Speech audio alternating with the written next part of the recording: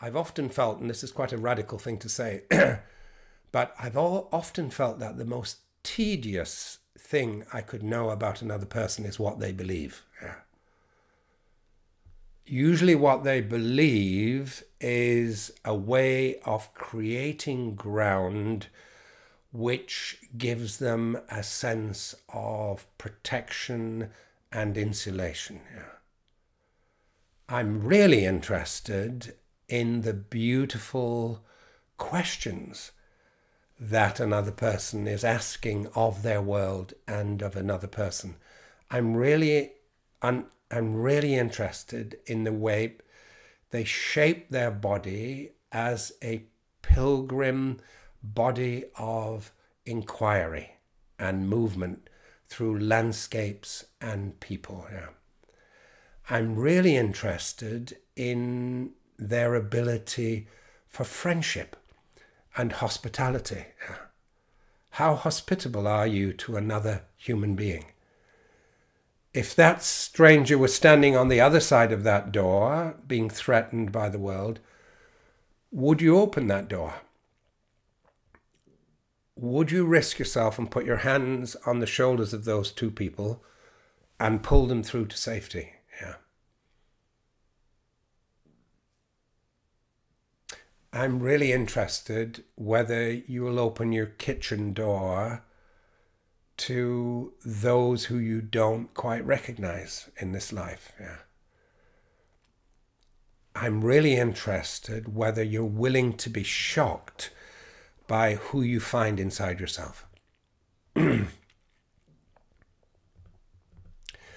is a piece I wrote which was written in the initial shock of finding a really fierce, uncompromising part of myself. I'd been in Amsterdam. I was in Amsterdam. I was speaking to leadership of Starbucks at the time, and I was in this lovely little old-fashioned hotel quite near the Van Gogh Museum, or the Van Gogh Museum, as the Dutch say.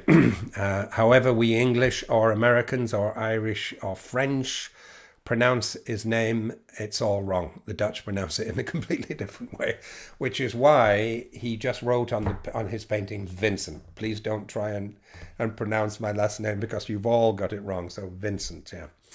And I went to see Vincent's paintings in an afternoon I had off.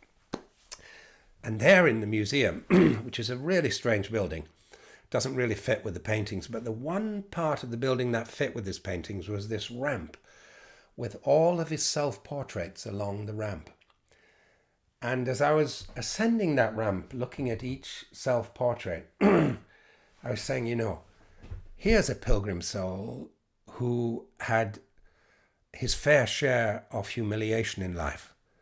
First of all, he was given a very precarious mind at birth. He had trouble with his mental capacities. Things we take for granted, he could not take for granted. Yeah, he struggled, you know, with his mental abilities, and he could easily get off kilter, and go mad. Yeah, and luckily he had a wonderful, compassionate brother who bought most of his paintings, who sent him money in exchange for the paintings, and who supported him, and who stayed in this beautifully compassionate epistological conversation with him through letter. Yeah. And it was really an anchorage in Vincent's life. But as I was ascending, looking at these paintings, I was saying, here's a man who had tremendous difficulty, but here's a man looking out at life twice blessed. There's no self-pity. He's inhabiting this difficult body fully. He's saying, this is how I see the world. Please see the world through my eyes. This is my gift to you. And many of us never saw the night sky until we saw a Van Gogh painting, until we saw Vincent's night sky. I've been in Provence since. I've never seen the Provençal sky, which he painted. The Provençal sky in the same way, since he showed me all of those incredible spirals in that universe. Yeah. And then you get to this incredible painting where he has lost his mind. He's fallen in love with a young woman. He doesn't know how to hold the conversation. And in his madness, he cuts his ear off, wraps it in a bandage, and sends it to her. Yeah. It's just as if the broken part of his soul is saying, I want to hear you, and I want you to listen to me, but I can't speak to you. Yeah. And of course, it just completely exploded the young woman's life, and she couldn't actually take it or put up with it or know how to hold this conversation at all. And then Vincent recovered, and realized what he'd done and that. And then he paints himself. Yeah. And here he is. He paints himself right at the bottom of the picture. As if, we see this every day actually on Zoom. You'll see someone, they have their screen tilted so their head is right at the bottom of the screen. Yes, and you see this huge expanse of wall behind them. You just want to say, please, can I see the rest of your body? Your neck at least, yeah. And that was, Vincent painted himself in this abased position at the bottom of the frame, yeah, with this bandage around his head. He's so small in the picture and he's got a bandage around his head. But he's looking out at you and he's saying, he's just himself. He just says, there's no self-pity. He says, this is what you look like when you cut your ear off, when you go too far and cut your ear off, yeah. And then you realized you've made a big mistake, yeah. This is me preparing through all the ways I've missed, all the tides I've missed until now, all the people I've hurt in my life, all the ways I've hurt myself. This is me coming to ground in that body. No other person's body, this wounded body.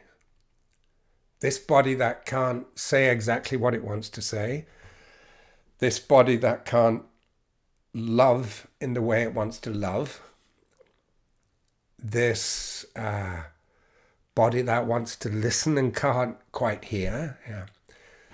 This body that wants to be seen and wants to be heard. Yeah.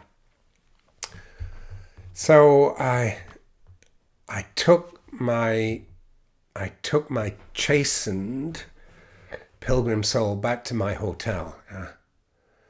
And I said to myself, you must be able to write a self-portrait in the same way that a painter painted a self-portrait. How would you do it? And this was pre-phones,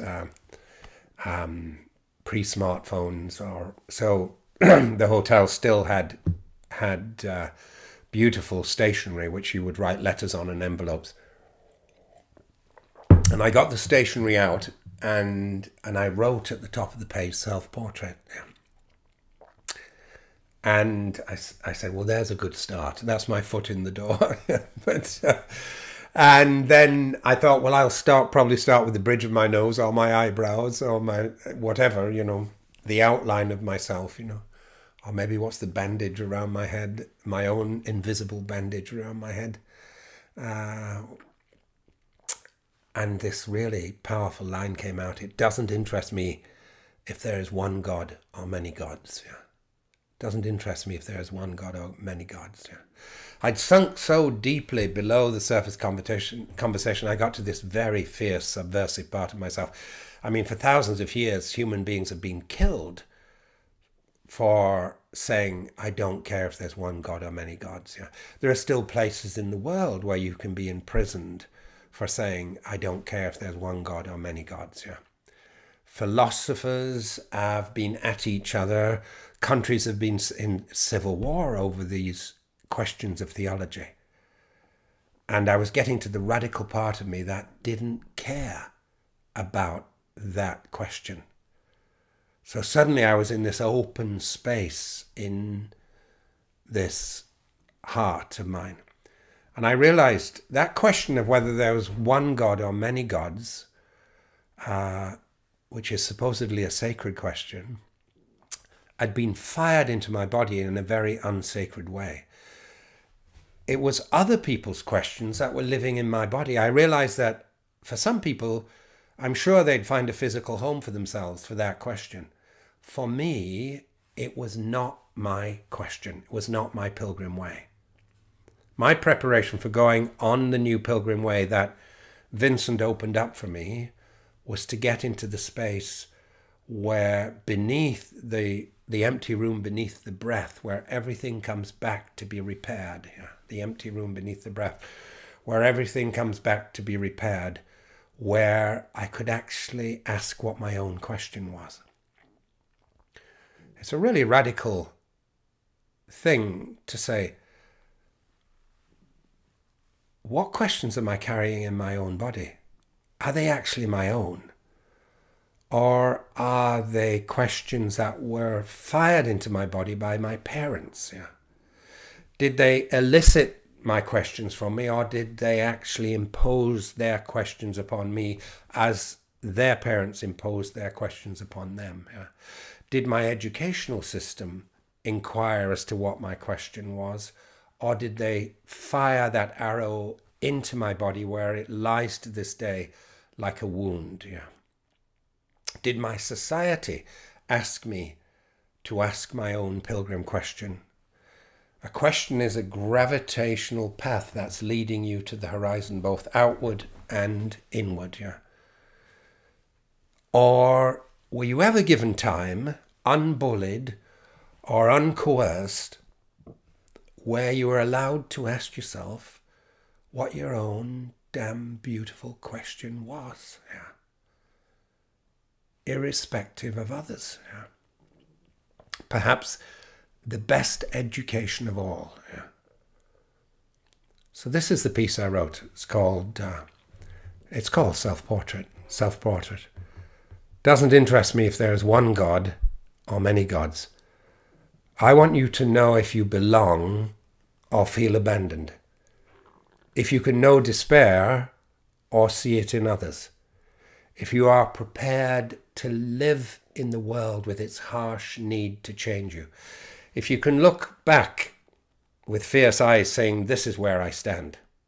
I want to know if you know how to melt into that fierce heat of living, falling toward the center of your longing, if you are prepared to live day by day with the consequence of love and the bitter, unwanted passion of your sure defeat. I have heard, in that fierce embrace, even the gods speak of God. I have heard, in that fierce embrace, even the gods speak of God.